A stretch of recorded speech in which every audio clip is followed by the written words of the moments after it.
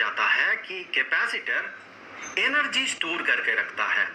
कुछ लोग ये भी कहते हैं कि कैपेसिटर चार्ज स्टोर करके रखता है, लेकिन इन रियलिटी ये करता क्या है? क्या ये चार्ज और एनर्जी दोनों स्टोर करके रखता है, या फिर सिर्फ एनर्जी स्टोर करके रखता है, या फिर सिर्फ चार्ज स्टोर करके रखता है? तो सबसे पहले समझने के लिए इसे हमें ये समझना होगा कि स्टोर करके रखता है कोई भी चीज, कुछ भी चीज को, इसका मतलब क्या है, हम क्या समझते हैं इससे? मान ले एक ऑब्जेक्ट है, ये कुछ ऑब्जेक्ट है, हमने कहा ये कुछ चार्ज स्टोर करके रखा है, तो हम इससे क्या समझेंगे? बेसिकली अगर फंडामेंटल लेवल पे आप देखें तो इस ऑब्जेक्ट में बहुत सारे मॉलिक्यूल्स होंगे, बहुत सारे एटम्स होंगे, उस एटम्स के अंदर प्रोटॉन्स होंगे, इलेक्ट्रॉन्स होंगे। तो प्रोटॉन्स और इलेक्ट्रॉन्स में तो चार्ज है। अगर ये न्यूट्रल बॉडी हुआ, इसमें बाहर से कोई एक्स्ट्रा चार्ज अगर नहीं दिया जाए, ये न्यूट्रल है, तो क्या हम कहेंगे कि ये चार्ज स्टोर करके रखा है? नहीं, हम चार्ज स्टोर करके रखा है इससे ये समझेंगे कि कुछ एक्स्ट्रा चार्ज इसे दिया गया।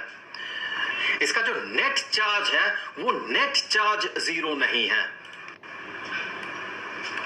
तब हम ये कह सकते हैं कि ये चार्ज स्टोर करके रखा है, एनर्जी स्टोर करके रखा है। इससे हम क्या समझते हैं? मान ले एक बॉडी है जो कि ग्राउंड में रखा हुआ है, तो क्या इसमें इस ग्राउंड के रेस्पेक्ट में कोई पोटेंशियल एनर्जी है या कोई काइनेटिक एनर्जी है? ये रुका हुआ है ग्राउंड के रेस्पेक्ट में, ना तो इसका कोई पोटेंशियल एनर्जी है ना ही काइनेटिक एनर्जी है। देखिए ये एनर्जी वाला जो कॉन्सेप्ट है, यहाँ पोटेंशियल एनर्जी और काइनेटिक एनर्जी ये रिलेटिव टर्म होता है।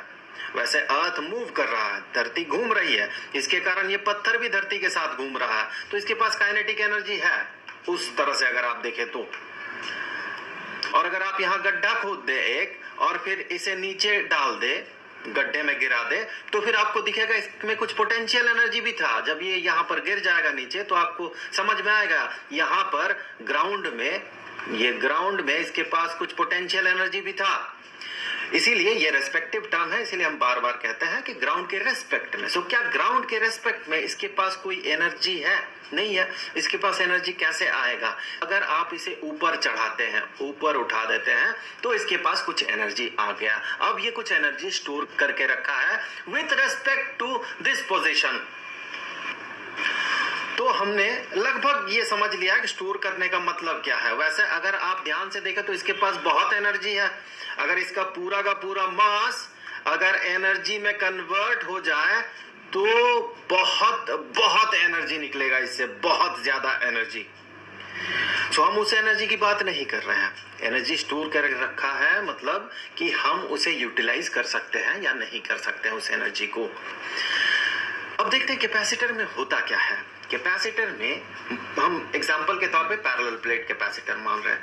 तो ये है एक पैरेलल प्लेट कैपेसिटर, दो पैरेलल प्लेट्स, और यहां से कुछ वायर निकला ऐसे, और ये मान ले बैटरी के साथ जुड़ा हुआ है, एक सेल के साथ जुड़ा हुआ है। तो ये है वायर, इसका कनेक्शन, और ये जुड़ा हुआ है एक बैटरी के साथ। तो ये हो गया वो बैटरी, पॉजिटिव टर्मिनल और नेगेटिव टर्मिनल। सो होता क्या है कि पॉजिटिव टर्मिनल से कुछ पॉजिटिव चार्जेस इस प्लेट में आ जाता है। अब देखिए यहाँ पर बहुत सारे लोग तुरंत कमेंट करने लगेंगे पॉजिटिव चार्ज मूव नहीं करता, इलेक्ट्रॉन मूव करता है। देखिए ये सारे कॉन्सेप्चुअल चीजें हैं। नेगेटिव चार्ज का एक पॉइंट से ए पॉइंट से बी पॉइंट में जाने का मतलब है, मान ले नेगेटिव चार्ज ए से बी में गया, उसी का मतलब है कि पॉजिटिव चार्ज बी से ए में गया। ये रिलेटिव टर्म है। सो इन रियलिटी क्या होता है इस पे मैं डिबेट नहीं करूंगा। सो इस पॉजिटिव टर्मिनल से कुछ पॉजिटिव चार्जेस इस प्लेट में आ जाता है। सो आ गए कुछ यहाँ पर पॉजिटिव चार्जेस। सिमिलरली चूंकि बैटरी से जुड़ा हुआ है ये, यहाँ ये नेगेटिव टर्मिनल है, तो कुछ नेगेटिव चार्जेस इस वाले प्लेट में, इधर वाले फेस में आ जाता है। लेकिन प्रैक्टिकली होता यह है कि ये सारे चार्जेस इसे इंड्यूस करता है, नेगेटिव चार्जेस इधर आ जाते हैं, तो इधर पॉजिटिव चार्जेस रिसाइड करता है, वो पॉजिटिव चार्जेस फिर यहाँ से इस साइड से और वापस बैटरी में आ जाता है। तो कुछ ऐसा ही होता है। अगर आप इलेक्ट्रॉन के कॉन्सेप्ट से देखें तो इलेक्ट्रॉन को पहले यहाँ से सेंड किया जाता है, सो यहाँ